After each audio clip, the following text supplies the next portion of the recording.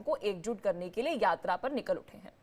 कल की पीठ के पीठाधीश्वर आचार्य प्रमोद कृष्णम का कहना है कि सनातन बोर्ड की मांग के लिए आवाज इसलिए ज्यादा बुलंद इसलिए है क्योंकि वह स्वर्णिम काल चल रहा है। ऐसे में संतों को उम्मीद है कि जल्द ही सनातन बोर्ड पर कोई बड़ा फैसला लिया जा सकता है।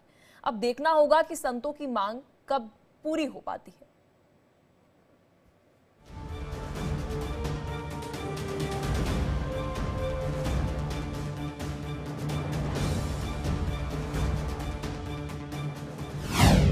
सनातन पर घमासान, फिर हिंदू मुसलमान।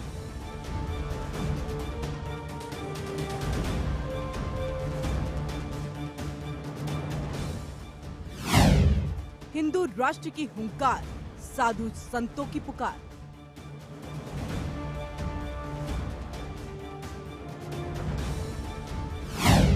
फिर छिड़ा धर्म युद्ध, कौन किसके विरुद्ध। 500 सालों बाद अयोध्या में प्रभु रामलला की स्थापना के साथ ही सनातन के स्वर्ण काल की शुरुआत हो गई थी। पूरे देश में सनातन की एकजुटता के लिए शंखनाद हो रहा है। हिंदू राष्ट्र की मांग तेज हो गई है। अयोध्या, काशी के बाद अब मथुरा की बात भी होने लगी है, तो वहीं सनातन बोर्ड की मांग तेज हो गई है।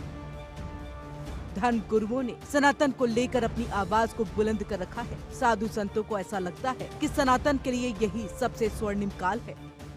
और भारत स्वयं में एक सनातन राष्ट्र है, क्योंकि भारत एक अकेला ऐसा राष्ट्र है जहां से सनातन की उत्पत्ति हुई है। दुनिया में जितने धर्म हैं उनमें से किसी की उत्पत्ति यरूशलेम में हुई, किसी की उत्पत्ति अरब में हुई, तो सनातन एक ऐसा धर्म है जिसकी उत्पत्ति भारत में हुई। हिंदू एकता और सनातन बोर्ड की मांग को लेकर के हिंदू साधु संत अब मुखर हो गए हैं।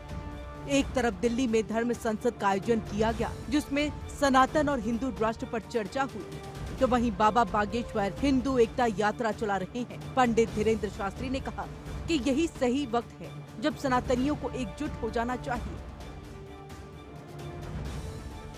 आदरणीय मोदी जी ने, मुझे ऐसा लग रहा है कि हमारी धर्म संसद जो हुई है 16 तारीख को दिल्ली में, सनातन धर्म संसद, हमको लगता है कि उन संतों की वाणी भी उन तक पहुंच रही है। उनका मैसेज जो था कि हमें हमारे ठाकुर जी की पवित्रता चाहिए, हमें सनातन बोर्ड चाहिए, हमें पूजा पद्धति सुरक्षित चाहिए, हमें हमारी बहन बेटियां सुरक्षित चाहिए, हमें आने वाली नेक्स्ट जनरेशन सुरक्षित चाहिए। हमको लगता है शायद ये मैसेज मोदी जी तक पहुंचा है और हम आशा करते हैं हमारे इस भाव को समझते हुए, संतों के भाव को समझते हुए, धर्माचार्यों के भाव को, सनातनियों के भाव को समझते हुए इसी सदन में कोई ऐसी क्रिया प्रारंभ हो जिससे सनातन बोर्ड का मार्ग प्रशस्त हो। हम नहीं तो कभी नहीं। हिंदुओं का एक होना बहुत जरूरी है, हिंदू एकता बहुत जरूरी है। जितना शरीर रखने के लिए स्वाद जरूरी है, अपने इस देश की संस्कृति को बचाने के लिए, अपने पूर्वजों की परंपराओं को बचाने के लिए हिंदू एकता जरूरी है। एक तरफ जहां सनातन बोर्ड की मांग तेज हो रही है, धीरेन्द्र शास्त्री हिंदुओं को एकजुट करने के लिए यात्रा निकाल रहे हैं, लेकिन शंकराचार्य अभिमुक्तेश्वरानंद ने इस यात्रा पर सवाल उठा दिया है। शंकराचार्य ने यात्रा को सियासी बताया है। आंदोलन इसके लिए होना चाहिए कि वर्णाश्रम को मानते हुए हम किसी को नीचा दिखाने का काम नहीं करेंगे, किसी को तुच्छ नहीं समझेंगे, किसी से घृणा नहीं करेंगे, हम सब आपस में एक हो सकते हैं। लेकिन जात पात की विदाई ही कर देंगे तो हमारी पहचान नष्ट हो जाएगी। जब हमारी पहचान नष्ट हो जाएगी तो हम कैसे सनातनी रहेंगे? तो ये जो बात हो रहा है, ये तो जैसे ही कहते हैं कि जात पात की करो विदाई, वैसे ही सनातन धर्म नष्ट हो जाता है। तो उसके बाद फिर सनातनी ये कैसे हिंदू भाई भाई हो जाएगा? तो ये जो सनातनी कह करके आए हैं, असल में ये राजनीति का एजेंडा जनता के बीच में इम्प्लीमेंट करने के लिए उतारे गए हैं। राजनीतिक खेल है और कुछ नहीं है। इससे सनातन धर्म का कोई लेना देना नहीं।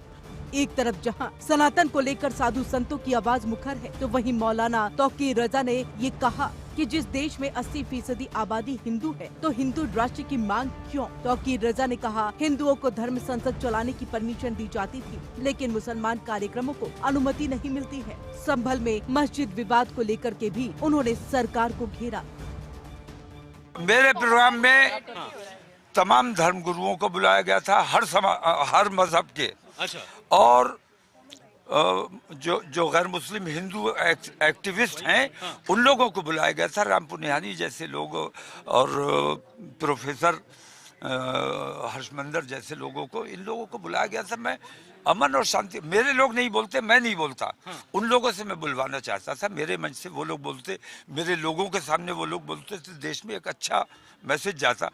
तो मुझे रोका इसलिए जा रहा है, इसलिए नहीं रोक रहे कि मुझसे कोई खतरा है, बल्कि ये जो नफरतों का एजेंडा लेकर चल रही है सरकार, इनके उस नफरत के एजेंडे को कहीं ना कहीं मेरे प्रोग्राम से नुकसान होने का अंदेशा, इसलिए रोका जा। पिछले कुछ सालों से वक्फ बोर्ड की तरह ही सनातन बोर्ड बनाने की मांग तेज हो गई है। साधु संतों ने आवाज बुलंद कर रखी है। उन्हें लगता है कि केंद्र में बीजेपी की सरकार है, तो ऐसे में सनातन और हिंदू राष्ट्र को लेकर सभी मांगे पूरी हो सकती है।